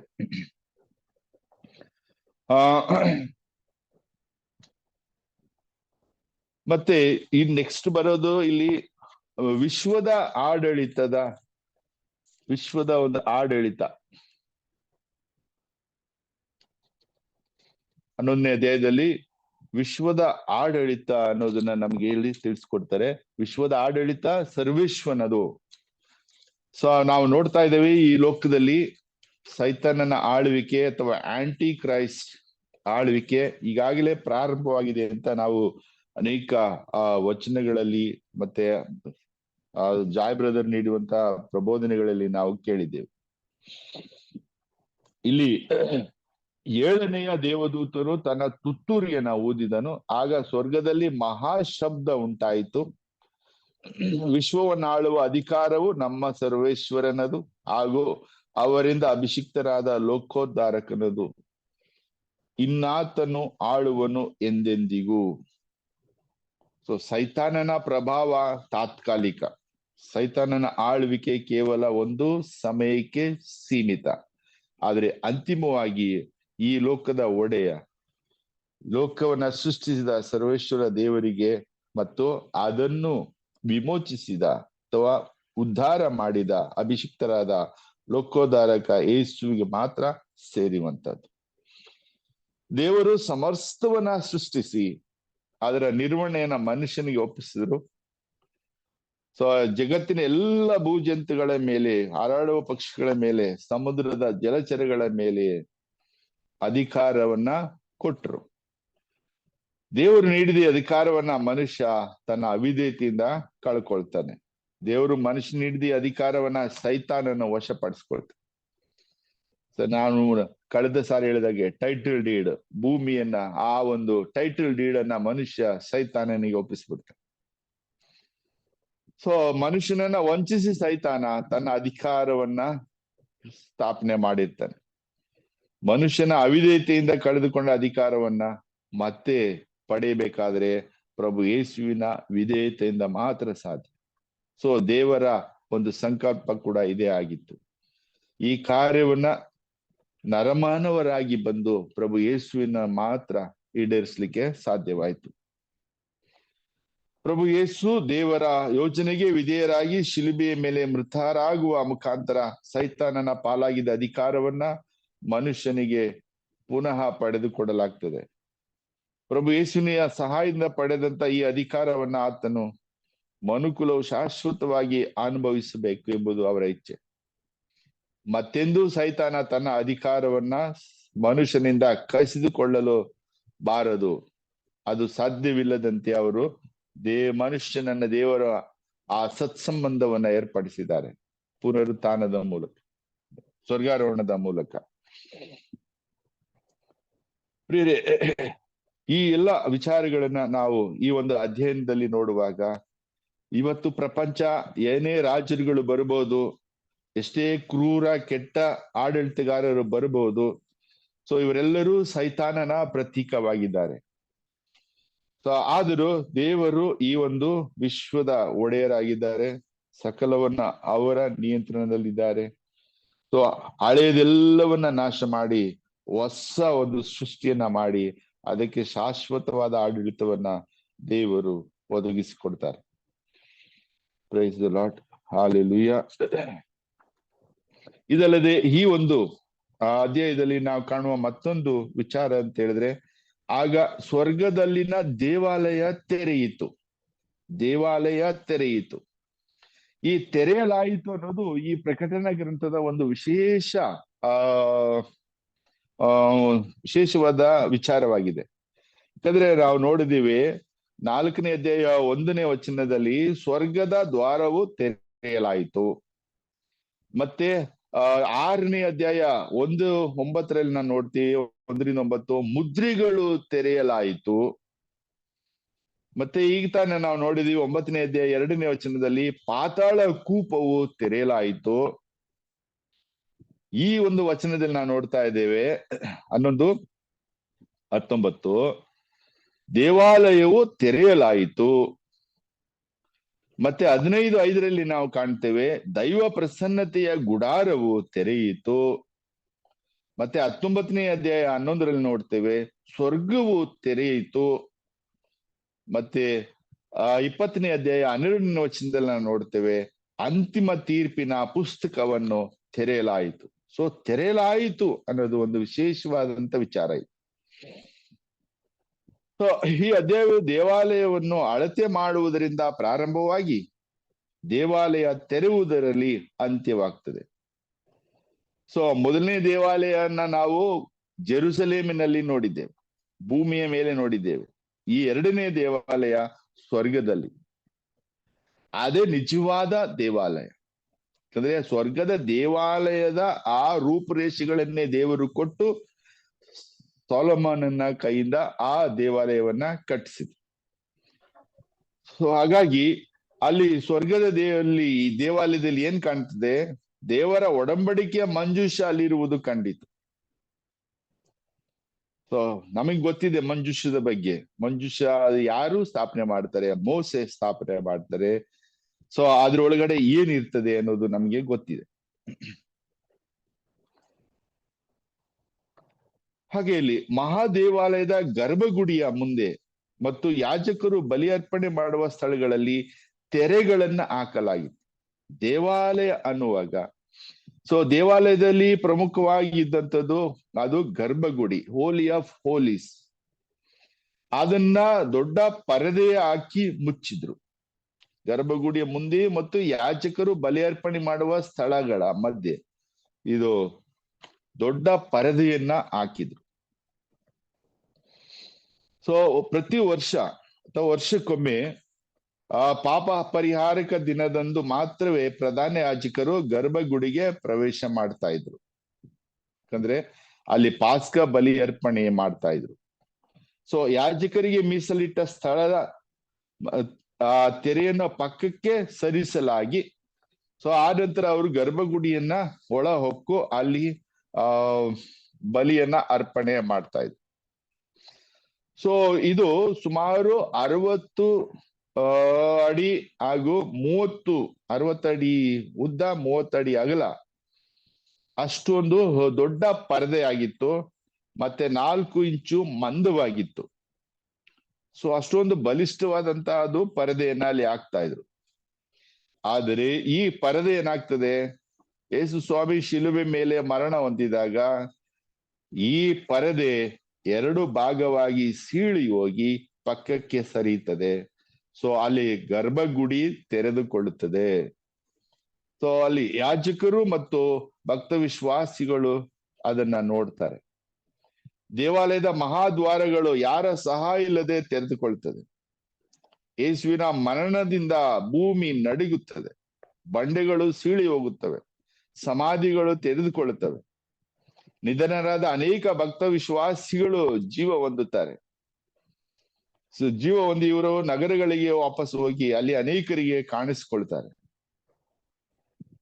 ಸೊ ಇದುವರೆಗೂ ಕೇವಲ ಪ್ರಧಾನ ಯಾಜಕರು ಮಾತ್ರ ಪ್ರವೇಶಿಸಲು ಹೊಂದಿದಂತಹ ಅವಕಾಶ ಪ್ರಭು ಯೇಸು ತಮ್ಮ ಮರಣದ ಮೂಲಕ ಎಲ್ಲರಿಗೂ ಈ ಅವಕಾಶವನ್ನ ದಯಪಾಲಿಸಿದ್ದಾರೆ. ಸೊ ಹಾಗಾಗಿ ಯೇಸುವಿನ ಆ ಮರಣ ಮುಚ್ಚಿದ್ದ ಆ ದೇವಾಲಯನ ತೆರೀಲಿಕ್ಕೆ ಎಷ್ಟೊಂದು ಸಹಕಾರಿಯಾಗಿದೆ. ಸೊ ಎಷ್ಟೊಂದು ಪ್ರಾಮುಖ್ಯವಾಗಿದೆ. ಸೊ ಯೇಸುವಿನ ದೇವರ ಸಾನ್ನಿಧ್ಯವನ್ನ ತಲುಪಲಿಕ್ಕೆ ಯೇಸು ಕ್ರಿಸ್ತರ ಆ ಒಂದು ತ್ಯಾಗ ಎಷ್ಟು ಕಾರಣವಾಗಿದೆ. ಪ್ರಭುವಿನ ಮರಣದಿಂದ ದೇವರ ಮತ್ತು ಮಾನವರ ಮಧ್ಯೆ ಸಂಧಾನ ಏರ್ಪಟ್ಟಿತು, ಶತ್ರುತ್ವವು ಅಳಿದು ಹೋಯಿತು ಎಂಬುದಾಗಿ ಸಂತ ಸಿರಿಲ್ ಅವರು ಅಭಿಪ್ರಾಯ ಪಡ್ತಾರೆ. ಸೊ ಪ್ರಿಯರೇ, ಸೊ ಈ ಒಂದು ಆ ವಚನದಲ್ಲಿ 11:19 ಸ್ವರ್ಗದಲ್ಲಿನ ದೇವಾಲಯ ತೆರೆಯಿತು. ಸೊ ಮನುಷ್ಯನ ಮತ್ತು ದೇವರ ಮಧ್ಯೆ ಇರುವ ಎಲ್ಲ ಕಂದಕ ನಿವಾರಣೆ ಆಯ್ತು, ಎಲ್ಲವೂ ಅಳಿದು ಹೋಯ್ತು. ಸೊ ಮಾನವ ಮತ್ತು ದೇವರ ಮಧ್ಯೆ ಈಗ ಸುಲಭವಾದ ಸಂಪರ್ಕ ಏರ್ಪಡ್ಲಿಕ್ಕೆ ಸಾಧ್ಯವಾಯಿತು ಅನ್ನೋದನ್ನ ತಿಳಿಸ್ಕೊಡ್ತೀನಿ. ನೆಕ್ಸ್ಟ್ 12ನೇ ಅಧ್ಯಾಯಕ್ಕೆ ಬರ್ತೀವಿ. 12ನೇ ಅಧ್ಯಾಯಕ್ಕೆ ಬಂದಾಗ ಸರ್ಪಕ್ಕೆ ಸೋಲು. ಆಕಾಶದಲ್ಲಿ ಒಂದು ಯುದ್ಧ ನಡೀತದೆ. ಆಕಾಶದಲ್ಲಿ ಒಂದು ಯುದ್ಧ ನಡೆಯುವುದನ್ನ ನಾವು ನೋಡ್ತೇವೆ. ಈ ಆಕಾಶದಲ್ಲಿ ಚಿಹ್ನೆಯೊಂದು ಕಾಣಿಸಿಕೊಂಡಿತ್ತು. ಗ್ರೀಕ್ ಪದದ ಚಿಹ್ನೆ ಅಂತ ಹೇಳಿದ್ರೆ ಸೆಮೈಯೋನ್ ಎಂಬ ಅರ್ಥವನ್ನ ಕೊಡ್ತದೆ. ಸೊ ಯೋಹಾನರು ರಚಿಸಿದ ಶುಭವಾರ್ತೆಯಲ್ಲಿ ಈ ಪದ ಅನೇಕ ಬಾರಿ ಕಾಣಿಸ್ಕೊಳ್ತದೆ. ಸೊ ಇಲ್ಲಿ ನಾವು ನೋಡ್ತೇವೆ, ಮಹಿಳೆಯೊಬ್ಬಳು ಸೂರ್ಯಭೂಷಿತಳಾಗಿದ್ದಳು, ಆಕೆಯ ಪಾದದಡಿ ಚಂದ್ರನಿದ್ದನು, ತಲೆಯ ಮೇಲೆ 12 ನಕ್ಷತ್ರ ಖಚಿತವಾದ ಕಿರೀಟವಿತ್ತು. ಸೊ ಈ ಅಧ್ಯಾಯವು ಧರ್ಮಸಭೆಯ ವಿಶ್ವಾಸಿಗಳಿಗೆ ಪರಮ ಪ್ರಧಾನವಾದ ವಿಷಯವೊಂದನ್ನ ಇಲ್ಲಿ ತಿಳಿಸುತ್ತದೆ. ಈ ನಿಟ್ಟಿನಲ್ಲಿ ಈ ಅಧ್ಯಾಯ ಬಹಳ ಪ್ರಮುಖವಾಗಿ ಕಾಣ್ತದೆ ನಮ್ಗೆ. ಸೊ ಪ್ರೇಷಿತ ಯೋಹಾನರು ಇಲ್ಲಿ ಉಲ್ಲೇಖಿಸಿರುವ ಈ ದರ್ಶನವು ಪ್ರಾಚೀನ ಪೂರ್ವ ದೇಶಗಳ ಇತಿಹಾಸ ಮತ್ತು ಕೃತಿಗಳಲ್ಲಿ ಮತ್ತು ದಂತಕಥೆಗಳಲ್ಲಿ ಇರುವುದನ್ನ ನಾವು ಕಾಣಬಹುದು. ಬ್ಯಾಬಿಲೋನಿನ ಮರ್ದುಕ್ ಮತ್ತು ತಿಯತಮ್, ಪರ್ಷಿಯಾದ ಓಲ್ಮಜಡ್ ಮತ್ತು ಅಹ್ರಿಮನ್, ಮತ್ತೆ ಗ್ರೀಕ್ ಅಪೋಲೋ ದೇವತೆ ಜನನ ಮುಂತಾದ ಕಡೆಗಳಲ್ಲಿ ಇದನ್ನ ನಾವು ಕಾಣಬಹುದು. ಸೊ ಈ ಸಂಸ್ಕೃತಿಗಳಲ್ಲಿ ಉಲ್ಲೇಖಿಸಲ್ಪಟ್ಟ ವಿಷಯವನ್ನು ತಮ್ಮ ಈ ಕೃತಿಯಲ್ಲಿ ಬಳಸಿಕೊಂಡಿದ್ದಾರೆ ಅಂತ ಹೇಳಿದ್ರೆ ತಪ್ಪಾಗ್ತದೆ. ಯಾಕಂದ್ರೆ ಯೋಹಾನರು ತಾವು ಏನು ದೃಶ್ಯವನ್ನ ಕಾಣ್ತಾರೆ ಅದನ್ನ ನಮಗೆ ತಿಳಿಸ್ಕೊಡ್ತಾ ಇದ್ದಾರೆ. ಸೊ ಇಲ್ಲಿ ನಡೆಯುವ ಪ್ರತಿಯೊಂದು ವಿಷಯವೂ ಸರ್ವೇಶ್ವರ ದೇವರ ಕ್ಷಮದಲ್ಲಿ ಯಜ್ಞ ಕುರಿಮರಿಯಾದ ಪ್ರಭು ಯೇಸುವಿನ ಮಧ್ಯಸ್ಥಿಕೆಯಲ್ಲಿ ನಡೆಯುವಂತ ಕಾರ್ಯಗಳು, ಮತ್ತೆ ಇದಕ್ಕೆಲ್ಲ ಪವಿತ್ರಾತ್ಮರು ಸಾಕ್ಷಿಯಾಗಿದ್ದಾರೆ.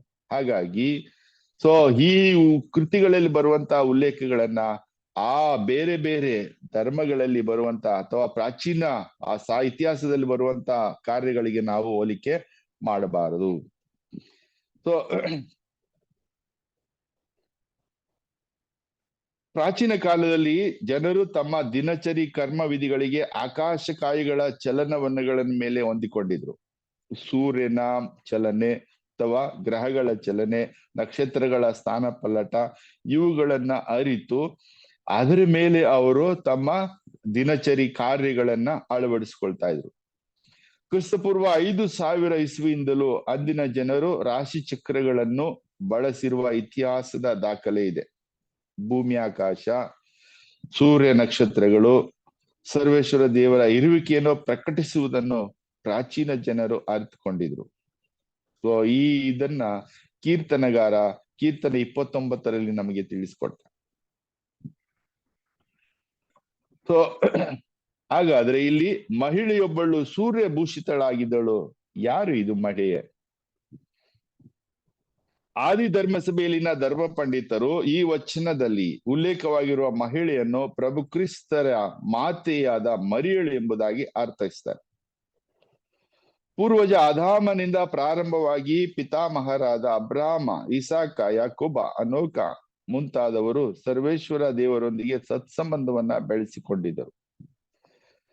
ಧರ್ಮಶಾಸ್ತ್ರದ ಮೂಲಕ ಅನೇಕರು ಸರ್ವೇಶ್ವರ ದೇವರ ವಿಶ್ವಾಸಿಗಳಾಗಿದ್ದರು. ಪ್ರವಾದಿಗಳು, ಪುಣ್ಯ ಪುರುಷರು ಹಾಗೂ ಭಕ್ತ ವೃಂದವು ದೇವರ ಸತ್ಸಂಬಂಧಕ್ಕಾಗಿ ತವಕ ಪಡುತ್ತಿದ್ರು. ದೇವರೊಂದಿಗೆ ಸತ್ಸಂಬಂಧವನ್ನ ಏರ್ಪಡಿಸಲೆಂದೇ ಮರಿಯಳ ಉದಯದಲ್ಲಿ ತ್ರಯೇಕ ದೇವರ ಎರಡನೆಯ ವ್ಯಕ್ತಿಯು ನರಮಾನವರಾಗಿ ಯೇಸು ಎಂಬ ಹೆಸರಿನಲ್ಲಿ ಹುಟ್ಟಿ ಬಂದರು. ಸನಾತನವಾಗಿರುವ ದೇವರಲ್ಲಿ ಸತ್ಸಂಬಂಧ ಹೊಂದಲು ವಿಶ್ವಾಸದಿಂದಲೇ ಸಾಧ್ಯ ಮತ್ತು ವಿಶ್ವಾಸಕ್ಕೆ ಹೊರತಾಗಿ ಪರ್ಯಾಯ ಮಾರ್ಗವು ಇಲ್ಲ ಎಂಬುದನ್ನ ಪ್ರಭು ಯೇಸು ಖಚಿತಪಡಿಸಿದ್ದಾರೆ. ಪ್ರಪಂಚದಲ್ಲಿರುವ ಅನೇಕ ಜಾತಿ ಜನಾಂಗಗಳು, ಭಾಷೆ, ವರ್ಣ, ಕುಲ, ಗೋತ್ರಗಳಲ್ಲಿ ಸಕಲರು ಪ್ರಭು ಯೇಸುವಿನ ಮುಖಾಂತರ ಮತ್ತು ಪ್ರಭು ಯೇಸುವಿನ ನೆರನೊಂದಿಗೆ ಸರ್ವೇಶ್ವರ ಸ್ವಾಮಿಯಿಂದ ರಕ್ಷಣೆಯನ್ನು ಮತ್ತು ಸರ್ವೇಶ್ವರ ಸ್ವಾಮಿಯ ಸನ್ನಿಧಾನವನ್ನು ಸೇರಲು ಸಾಧ್ಯ. ಬೇರೆ ಯಾವ ಅನ್ಯ ಮಾರ್ಗದಿಂದ ಇದು ಸಾಧ್ಯ ಇಲ್ಲ ಎಂಬುದು ನಮಗೆ ಗೊತ್ತಿದೆ.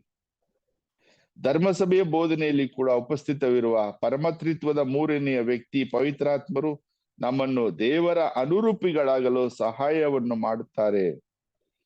ಸೊ ಈ ನಿಟ್ಟಿನಲ್ಲಿ ಮಾತೆ ಮರಿಯಳು ಭಕ್ತ ವೃಂದದ ವಿಶ್ವಾಸ ಭವನವಾಗಿದ್ದಾರೆ. ಆದಿ ಕಾಲದಿಂದಲೂ ಆಕೆಯ ವಿಶ್ವಾಸಿಗಳ ಸಮುದಾಯದ ಪ್ರತೀಕವಾಗಿದ್ದಾರೆ. ಮಾತೆ ಮರಿಯಳು ಪ್ರಭು ಯೇಸುವಿಗೆ ನೆರವು ನೀಡಿದಂತೆ ದೇವರನ್ನು ಆಧರಿಸುವ ಪ್ರತಿಯೊಬ್ಬರು ಧರ್ಮಸಭೆಯ ಮೂಲಕ ನೆರವಾಗುತ್ತಾರೆ. ಧರ್ಮಸಭೆಯನ್ನು ದೇವರು ನಿರಂತರವಾಗಿ ರಕ್ಷಿಸುವ ವಿಧಾನವನ್ನ ಈ ಒಂದು ವಚನ ನಮಗೆ ತಿಳಿಸಿಕೊಡ್ತದೆ. ಮತ್ತೆ ಮಹಿಳೆಯೊಬ್ಬಳು ಸೂರ್ಯಭೂಷಿತಳು ಎಂದರೆ ದಿವ್ಯವಾಣಿಯ ಮಹಿಮೆಯಿಂದ ಭೂಷಿತವಾದ ಧರ್ಮಸಭೆ ಎಂದು ಕೂಡ ಇದನ್ನು ವ್ಯಾಖ್ಯಾನಿಸಲಾಗ್ತದೆ. ಆಕೆಯ ಪಾದದಡಿ ಚಂದ್ರನಿದ್ದನು ಎಂದರೆ ಸ್ವರ್ಗದ ಮಹಿಮೆಗಿಂತಲೂ ಹೆಚ್ಚಾದ ಶೋಭೆಯನ್ನು ಪಡೆದ ಈ ಧರ್ಮಸಭೆಯಾಗಿತ್ತು.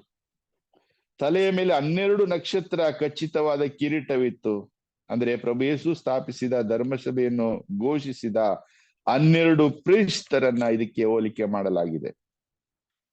ತುಂಬು ಗರ್ಭಿಣಿ ಪ್ರಸವ ವೇದನೆಯಿಂದ ನರಳುತ್ತಾ ಇದ್ದಳು. ಅಂದ್ರೆ ದಿವ್ಯವಾಣಿಯಿಂದ ನಿರ್ದೇಶಿತವಾದ ಧರ್ಮಸಭೆಯು ಹಿಂಸೆ ಸಂಕಟಗಳಲ್ಲಿಯೂ ಪ್ರಭುವಿನ ರಕ್ಷಣಾ ಶುಭ ಸಂದೇಶವನ್ನ ಸಾರುವುದರಲ್ಲಿ ನಿರತವಾಗಿತ್ತು ಎಂಬುದನ್ನ ಸೂಚಿಸ್ತದೆ. ಸೊ ಹಾಗಾಗಿ ಸಂತ ಹಿಪ್ಪೋಲಿಟಸ್ ಅವರು ಧರ್ಮಸಭೆಯ ಧರ್ಮ ಪಂಡಿತರು ಈ ಒಂದು ವಿವರಣೆಯನ್ನ ನಮಗೆ ಕೊಡ್ತಾ ಇದ್ದಾರೆ.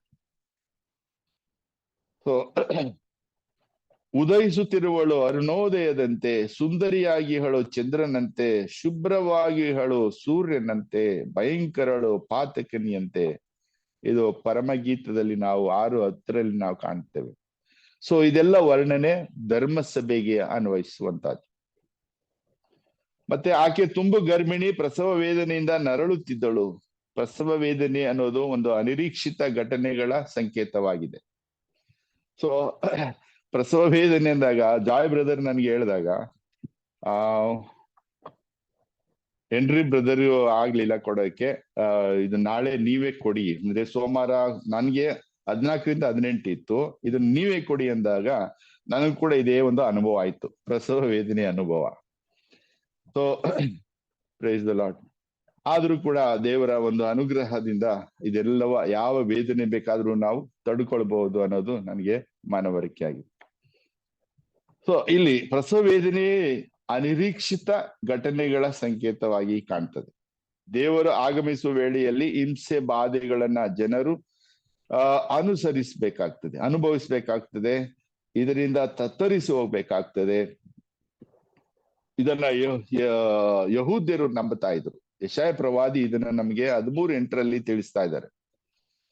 ಸೊ ಗರ್ಭಿಣಿಯು ಪ್ರಸವ ವೇದನೆಯನ್ನು ಪಡುತ್ತಿರುವುದನ್ನ ಪ್ರೇಷಿತ ಯೋಹಾನರು ಸೈತಾನ ಹಾಗೂ ಆತನ ಸಹಚರರು ದೇವರೊಂದಿಗೆ ಹಾಗೂ ದೈವ ಪ್ರಜೆಯೊಂದಿಗೆ ಸಂಘರ್ಷಿಸುವ ಅಂಶಕ್ಕೆ ಹೋಲಿಕೆ ಮಾಡಿದ್ದಾರೆ. ಯೆಶಾಯ 66:7 ನಾವು ಇದನ್ನ ಕಾಣ್ತೇವೆ. ದೇವರು ತಮ್ಮ ಪ್ರಜೆಗಳ ಹಣೆಯ ಮೇಲೆ ಮುದ್ರೆಯನ್ನು ಒತ್ತಿರುವುದರಿಂದ ಅವರು ಸೈತಾನನ ವಂಚನೆಗೆ ತುತ್ತಾಗಲು ಬಿಡುವುದಿಲ್ಲ. ಸೊ ಇಲ್ಲಿ ನಾವು ನೋಡಿದ್ದೇವೆ, ಈ ಸೂರ್ಯ ಭೂಷಿತ ಮಹಿಳೆ ಮತ್ತೆ ಆ ಪಾದದಡಿ 12 ಪಾದದಡಿ ಚಂದ್ರ ಇದ್ದ, ತಲೆಯ ಮೇಲೆ 12 ನಕ್ಷತ್ರಗಳು. ಸೊ ಇದು ಆದಿ ಧರ್ಮಸಭೆ ಮಾತೆ ಮರಿಯಮ್ಮನವರಿಗೆ ಅದನ್ನ ಹೋಲಿಕೆ ಮಾಡ್ತಿತ್ತು. ಮತ್ತೆ ಇನ್ನೂ ಅನೇಕರು ಇದನ್ನ ಧರ್ಮಸಭೆಗೆ ಹೋಲಿಕೆ ಮಾಡ್ತಾ ಇದ್ದಾರೆ. ಸೊ ಎರಡನ್ನೂ ನಾವು ಸ್ವೀಕರಿಸಬಹುದು. ಸೊ ತಾಯಿ ಮರಿಯಳಿಗೂ ಇದನ್ನ ನಾವು ಹೋಲಿಕೆ ಮಾಡ್ಬೋದು. ಯಾಕಂದ್ರೆ ಸರ್ಪ ಏನ್ ಮಾಡ್ತಾ ಇದೆ, ಆ ಪ್ರಸವ ವೇದನೆಗೆ ಸಮಯದಲ್ಲಿ ಅದು ಕಾಯ್ತಾ ಇರ್ತದೆ, ಆ ಹುಟ್ಟುವಂತ ಮಗುವನ್ನ ನುಂಗಬೇಕು ಅಂತ ಹೇಳಿ. ಸೊ ನೋಡಿ, ಆ ಮಹಿಳೆ ಅರಣ್ಯಕ್ಕೆ ಓಡಿ ಹೋದಳು ಆ ಸಮಯದಲ್ಲಿ. ಸೊ ಆದ್ರೂ ಕೂಡ ಅಲ್ಲಿ ದೇವರು ಅದನ್ನ ತಪ್ಪಿಸ್ತಾರೆ. ಇದನ್ನ ಯೇಸುಸ್ವಾಮಿ ಜನನವಾದಾಗ ಯೆರೋದ ಅರಸನು ಮಾಡಿದಂತ ಒಂದು ಕಾರ್ಯಕ್ಕೆ ಅದನ್ನ ನಾವು ಹೋಲಿಸಬಹುದು. ಯಾಕಂದ್ರೆ ಯೇಸುವನ್ನ ಕೊಲ್ಲಬೇಕು ಅಂತ ಆತ ಎಲ್ಲ ಪ್ರಯತ್ನ ಮಾಡ್ತಾನೆ, ಆದ್ರೆ ದೇವದೂತರ ಮೂಲಕ ಸಂದೇಶವನ್ನ ಕೊಟ್ಟು ಮತ್ತೆ ಮರಿಯ, ಪ್ರಭು ಯೇಸು ಮತ್ತು ಜೋಸೆಫರನ್ನ ಈಜಿಪ್ಟಿಗೆ ಕಳಿಸ್ಬಿಡ್ತಾರೆ. ಸೊ ಅರಣ್ಯಕ್ಕೆ ಹೋಗುದು, ಅರಣ್ಯವು ದೇಹ ದಂಡನೆಯ ಮತ್ತು ಶಿಸ್ತನ್ನು ಕಲಿಸುವ ಒಂದು ಸಂಕೇತವಾಗ್ತದೆ. ಸೊ ಧರ್ಮಸಭೆಗೆ ಬೆಂಗಾಡಿನ ಚಿತ್ರಣ ಸರ್ವೇಶ್ವರ ದೇವರ ಸಾನ್ನಿಧ್ಯದ ಪ್ರತೀಕವಾಗಿದೆ.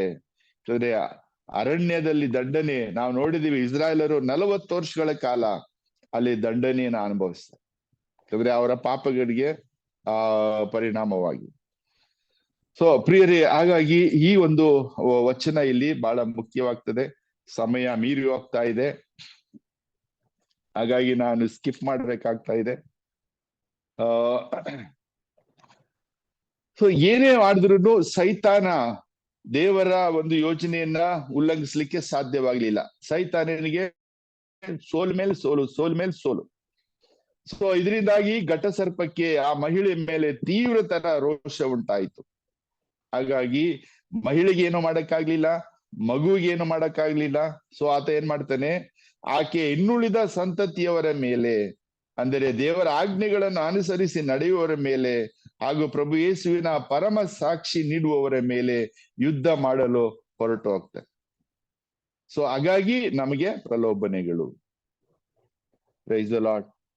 ಇನ್ನು ಒಂದು ಅಧ್ಯಾಯ ಉಳ್ಕೊಂಡಿದೆ, 13ನೇ ಅಧ್ಯಾಯ.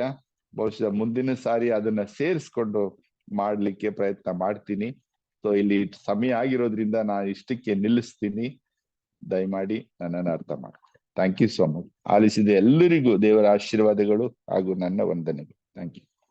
Thank you sir. ಒಂದು ಪ್ರಸವ ವೇದನೆಯ ಅನುಭವ ನೀವು ಅನುಭವಿಸಿದೀರಾ. ನಿಜವಾಗಿ ಅದು ಸುಲಭ ಅಲ್ಲ. ಇಷ್ಟು ಸುಲಭವಾಗಿ ಒಂದ್ ದಿನದಲ್ಲಿ ಕವರ್ ಮಾಡಕ್ ಆಗುವಂತ ಟಾಪಿಕ್ ಅಲ್ಲ ಇದು. ಬಟ್ ನೀವು ನಿಜವಾಗಿ ಜಸ್ಟಿಸ್ ಮಾಡಿದೀರಾ. So thank you very much. ಪ್ರಿಯರೇ, ಇದ್ರ ಮೇಲೆ ನಮ್ಗೆ ಶೇರ್ ಮಾಡೋದಂದ್ರೆ ನಮ್ಗೆ ಗೊತ್ತಿಲ್ಲ ಏನ್ ಶೇರ್ ಮಾಡಕ್ಕೆ, ಆಡ್ ಮಾಡಕ್ಕಿದೆ. ಬೇಕಾದಷ್ಟು ಆಡ್ ಮಾಡ್ಬೋದು. ನಾವೆಲ್ಲ ಚರ್ಚೆ ಮಾಡಿದೀವಿ. ಸೊ ಇದ್ರ ಮೇಲೆ ಏನಾದ್ರು ಒಂದು ಓ, ಮಾತಾಡಕ್ಕೆ ನಿಮ್ಗೆ ಇದ್ರೆ ನೀವು ಶೇರ್ ಮಾಡಿ. ದಯವಿಟ್ಟು ಈ ವಚನಗಳೆಲ್ಲ ನೀವು